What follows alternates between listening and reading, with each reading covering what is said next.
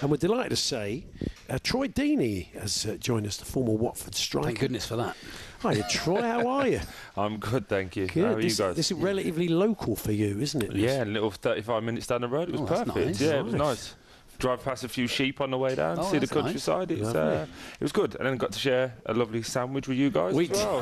That's good. Unbelievably thick bread here. It was a proper door. It was a doorstep. Yeah, wasn't it? Special. Yeah, I'm not going to eat for the rest of the day. That's it. Yeah, but it's good. It's a good place, though, isn't it? It's lovely. Was you a regular at Cheltenham over the years? I mean, because we were talking earlier on about we see quite a few football teams that say they shouldn't be here. Did you do a few of them over the years? I can neither confirm nor deny if we was always here, but we did a couple of trips here that were official. But there was a few times we turned up on a Wednesday. You normally see the lads come on a Wednesday because you get that without day the off. gaffer knowing. Like well, he probably did, but he didn't say anything about it. So. Depends how the result went the following weekend. Yeah. If you got a result, then it was kind of left alone. But no, it's a great place, and I think we got the young lady back there, Georgie, who's first time. Yeah. Packed accordingly. Yes, that is some suitcase she's got. I will give her that. Massive suitcase. But biggest suitcase I've ever seen. I thought she played the tuba. I think there probably is room for one in there. I think it's like Narnia. We're going to climb into the suitcase. Takes you any race course in the world. George's suitcase is a good name for one of the horses. Yeah, it's in. Actually, it's already, well done, Charlie. It's in. So we've had a couple so far. Trump's tariff has made it, hasn't it? So George's suitcase. But yeah, we do want your horses for the talkSPORT listener stakes a little bit later on. Obviously what happens at Cheltenham stays at Cheltenham as far as there was no for this show. No particular instances over the years where not just general weekend. Good behaviour. Yeah, everyone was in bed by 10 o'clock. Yeah, it was a good day. Nice 0% alcohol drinks. Yes, of course. Yeah, good. And no one obviously bets because you don't do that here. No, were you into racing as a sport or not, Troy? I wasn't, to be honest with you. I went to. We did one earlier in the year at Ascot with talkSPORT, and Alex Crook is massive into his horse racing, and he was giving me all these tips and weird and wonderful things. So I just said friendly bet between two. Oh, okay.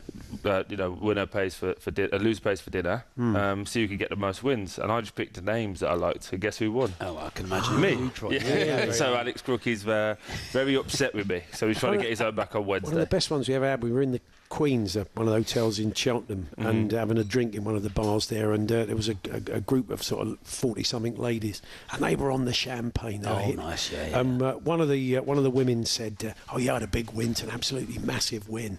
And I said to them, "You know you're racing?"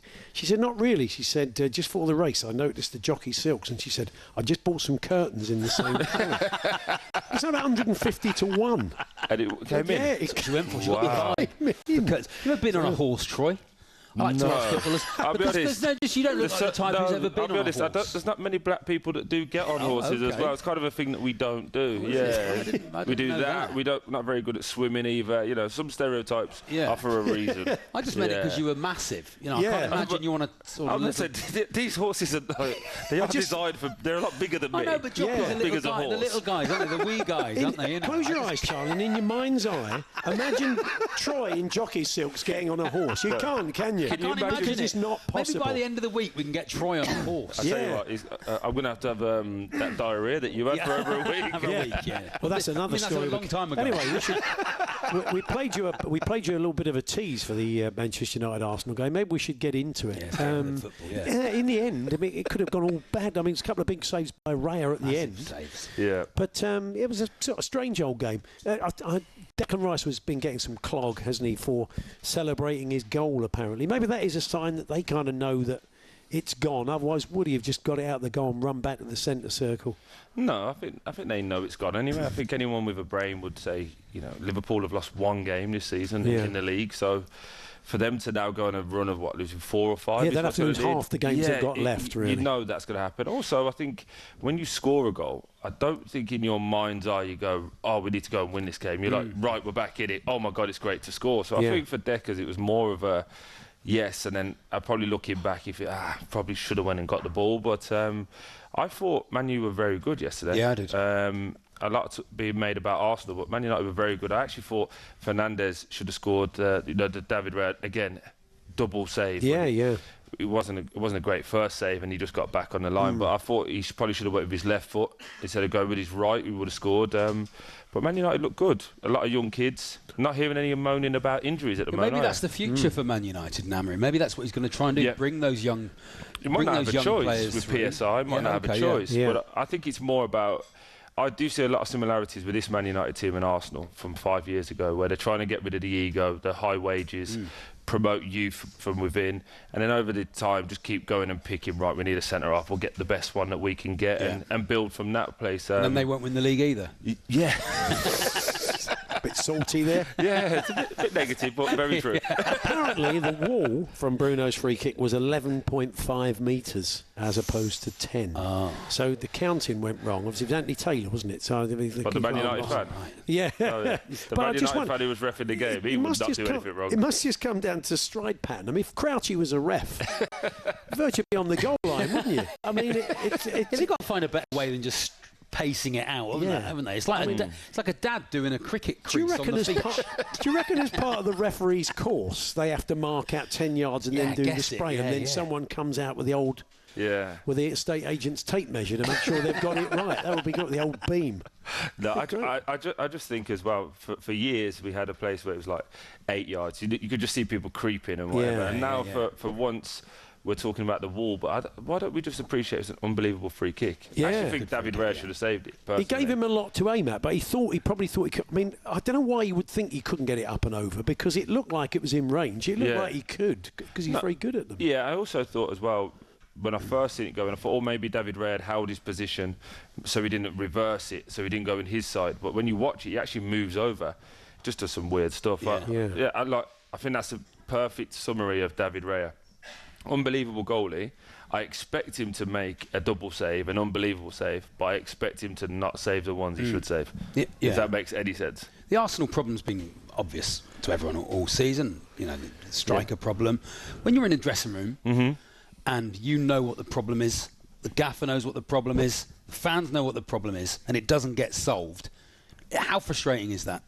It's very frustrating. I think we're going to talk about it later with like Q&As, but I had an incident where a fan was questioning me very early in my Watford career, where I wasn't by any stretch of the imagination good or professional, but it was I had a good time doing it. But we had they said to Sean Dyche at the time, like, we're not scoring, who's going to score any goals? And I was a striker sat next to him, and I was, you're on the Q&A. Yeah, on the stage. The gaffer kind of went like, do you want to answer this one? So, you know, it's sometimes that sense of frustration, but when you take your ego out of it, if everyone's saying the same thing, maybe we need to fix it internally. Yeah. So on that day, I was personally insulted, and then afterwards was like, actually, I haven't scored many goals here, and I ended up going on a run of, I think I finished from January to the end of the season, I had 12 goals. Yeah. So, you know, you end up getting that fire in your belly. But I think for Arsenal, obviously the injuries is a clear thing, but I don't know why their youth team haven't been able to step up. Why have they let people leave and go to Man United, for example, the young boy Obi? So, yeah, I would question what they're doing from a recruitment process.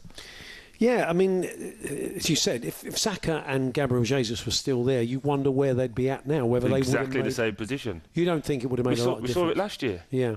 We saw it last year. This is the thing that I get frustrated with Arsenal fans, is they act like the window was only just opened in Jan. There was a window before, you didn't do anything. There was 2 windows last year and you didn't do anything. So they let Eddie Nketiah leave. Last year, Arsenal scored as many goals as they've ever scored in the Premier League, didn't they? So he must have thought we've got enough in the building.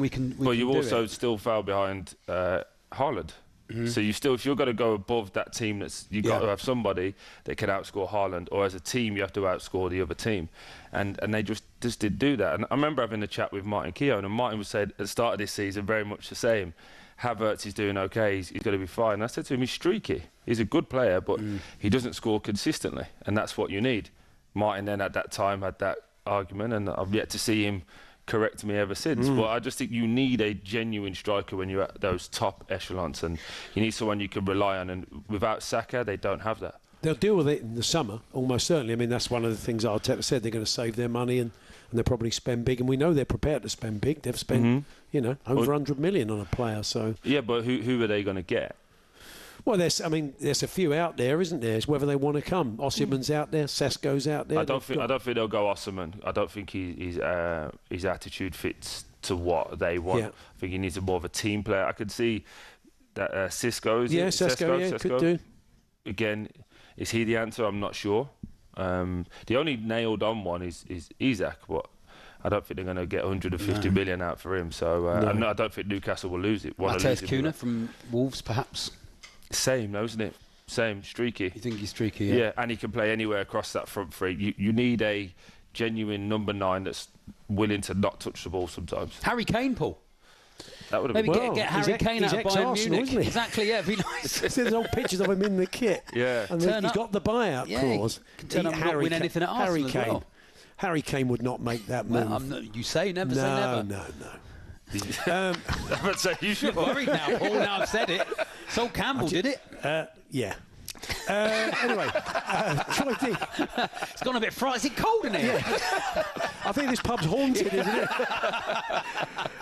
More from Troy. We're going to go game by game, a leisurely game, but we'll probably be about 5:45. Just a leisurely game by game through the Premier League weekend. No, we'll take our time. Take our time, what more Paul. have we got to do? Really? Split the G. That's what we're sitting here. We're talking about football. We're talking about racing. It could be worse. We're here with our good friends at Paddy Power. We are live in the Lansdowne pub in Cheltenham ahead of the start of the Cheltenham Festival tomorrow. Paul Hawksbee and Andy Jacobs, Monday to Friday afternoons 1 till 4 on AM, on DAB, via the talkSPORT app and on your smart speaker.